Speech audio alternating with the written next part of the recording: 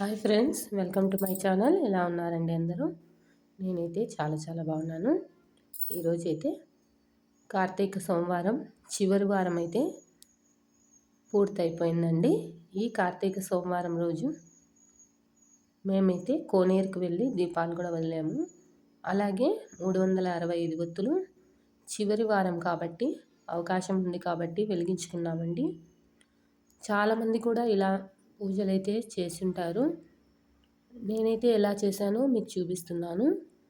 ఇలా కోనేరులో అయితే దీపాలు వదిలాము. మాకైతే తెల్లవారి నుంచి ఉపవాసం ఉండి రాత్రిపూట దీపాలు వెలిగించడం అలవాటండి. కాబట్టి ఇలా గుడికి వెళ్ళేసి ముందుగా దీపాలు వదిలేసి తర్వాత ఇలా కావాల్సినవన్నీ పూజకు కావాల్సిన సామాగ్రి అంతా కూడా నేనైతే ముందుగానే ప్రిపేర్ చేసి తీసుకెళ్ళాను. ఇలా క్లీన్ చేసేసి ముగ్గు పెట్టేసి పిండి దీపం పెట్టి పిండి కలిపి పెట్టేసుకొని తీసుకెళ్ళాను.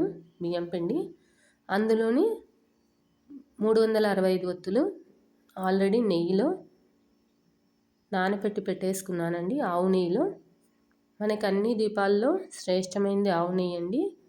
శక్తి చాలని వాళ్ళు నూనెతో అయినా వెలిగించవచ్చును. అందుకని అలాగే ఉసిరికాయతో కూడా ఇలా ఒత్తులైతే అరేంజ్ చేసేసుకున్నాను గుడిలోనే.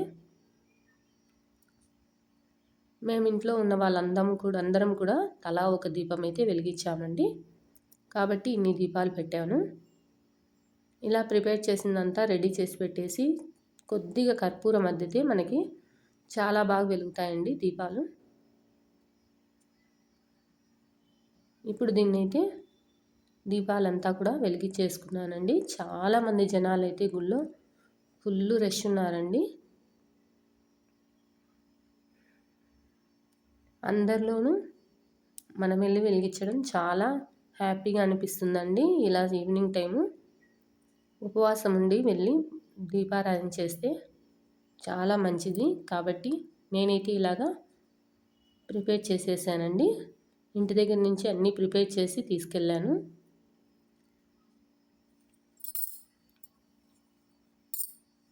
ఇప్పుడు అందరము ఒక్కొక్క దీపం అయితే వెలిగించేసామండి, మా ఇంట్లో వాళ్ళంతా కూడా.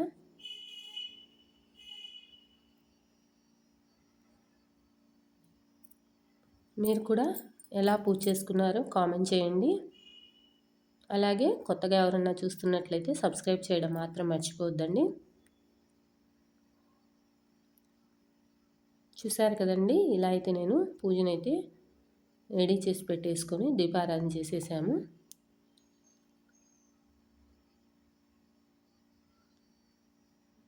జనాలైతే చాలా వరకు ఉన్నారండి. ఈ కార్తీక మాసం చివరి వారం అవ్వడం వల్ల చాలామంది జనాలు గుడిలో అయితే ప్లేస్ కూడా లేదు, అంతమంది జనాలు అయితే దీపారాధన చేస్తున్నారు. అందులో మేము కూడా ఒకరు.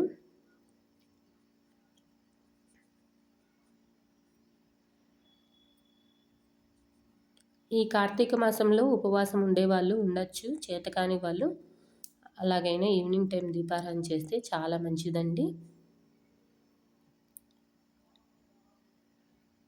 కాబట్టి మేమైతే శక్తి ఉన్నవాళ్ళు ఉండొచ్చు ఉపవాసం, కాబట్టి నేనైతే ఉపవాసం ఉండి దీపాలు పెట్టానండి. మనం దీపాలు పెట్టేటప్పుడు అగ్గిపెట్టెతో కాకుండా ఇలా ఊదగడ్డితో దీపాలు వెలిగించాలండి.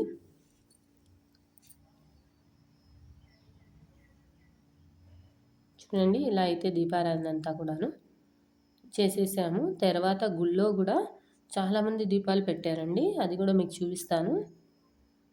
అసలు గుడి అయితే చాలా కలర్ఫుల్గా ఉంది, దీపాలతో నిండిపోయిందండి. అసలు చూడ్డానికి చాలా బాగుంది అసలుకి.